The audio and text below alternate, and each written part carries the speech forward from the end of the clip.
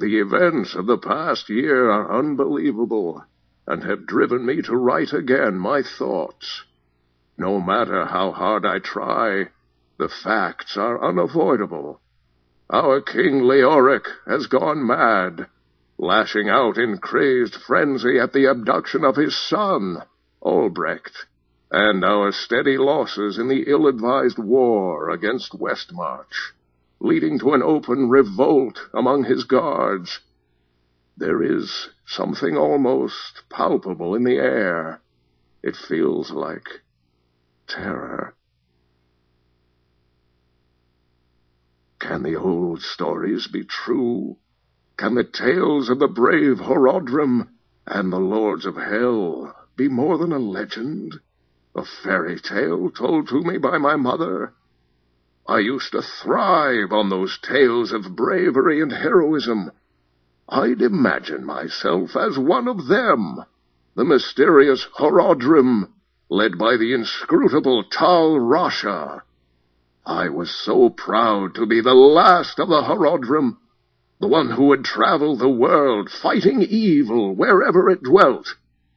Ah, the boundless energy of youth.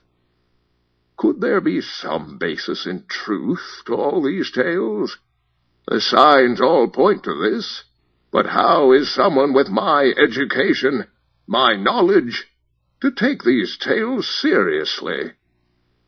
Is there really some dark entity buried beneath our town?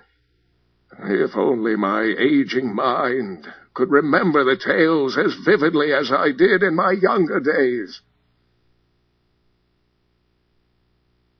I am a fool. If I had acted sooner, if I had voiced my concerns, they would not be dead. Farnham would not be the drunken sot he now is. Lazarus, supposed Archbishop of Light, has lured a group of villagers to their horrific end under the guise of searching for the king's missing son. Is he the architect of the evil that has befallen the town, or simply an unwitting pawn? The nights are long, and as I sit and listen to the hellish drones emanating from the cathedral, I begin to see my path clearly before me. I shall return to the texts. There must be an answer, a way to defeat this evil that torments us.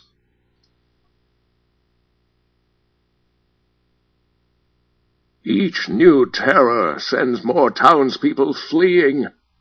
There are only a few of us left now. Griswold, Pepin, Ogden, Farnham, the unfortunate Wirt, and, of course, the fair Gillian. There is someone else, however, someone who has come while others flee. I am not sure what to make of this Adria, who openly calls herself witch. She has access to all manner of arcane knowledge that even I do not. Why has she come here now, at this heinous time? I feel there is something amiss about her. Every dawn seems to bring more adventurers into our midst, but none who can yet be called hero. I bide my time and continue scouring the old texts for answers. If only I had taken them more seriously, not dismissed them so lightly. Finally, one of these adventurers seems to stand out from the rest. Though a man of few words, he radiates a calm and focus that unnerve the others, who are only interested in pillaging and looting. I feel I have come to know this hero, this wanderer. I have revealed my history and shared my knowledge with him. I hope it is enough.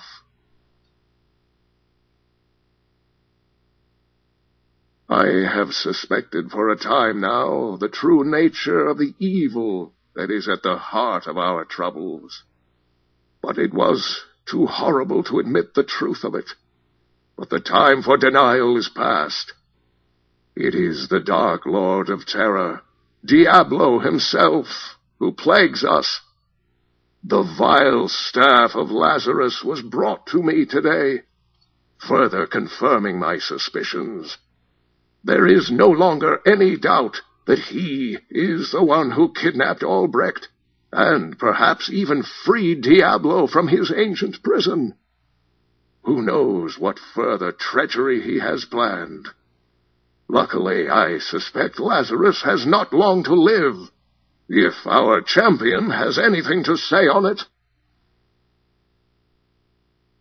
I dreamt of the death wail of a small child tonight. It tore up from the depths, shattering the windows of the decrepit cathedral.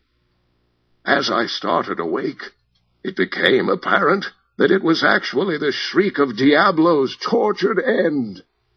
Unable to return to sleep after such an unsettling cry, I ventured outdoors to await the warrior's return. He finally emerged, covered in blood, much his own, much his enemy's. I am greatly relieved that he survived the ordeal, and that these horrible events are now in our past. But my mind is troubled. For could this not have been avoided if I had not dismissed my legacy so lightly?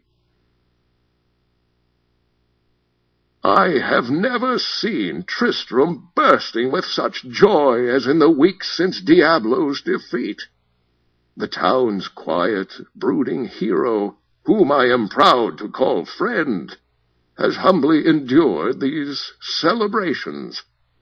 Yet it seems clear to me that the scars he gained beneath the church run deeper than those upon his skin, and may have changed him forever. I have offered counsel, but he remains distant. Time, perhaps, is the only thing that may heal him.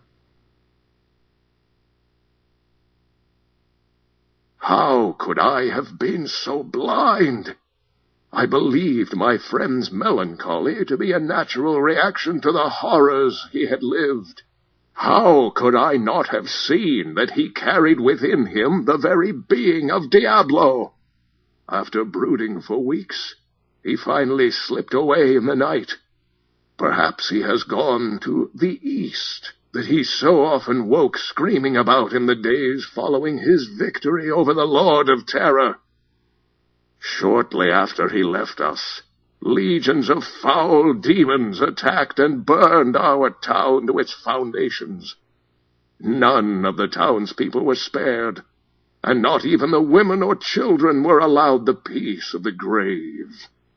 Instead, all were reanimated in grisly undeath, and Griswold, who had so faithfully armored the one I had called friend during his battles, suffered perhaps the worst fate of all, being corrupted into a slavering demonic beast, thirsting after human flesh.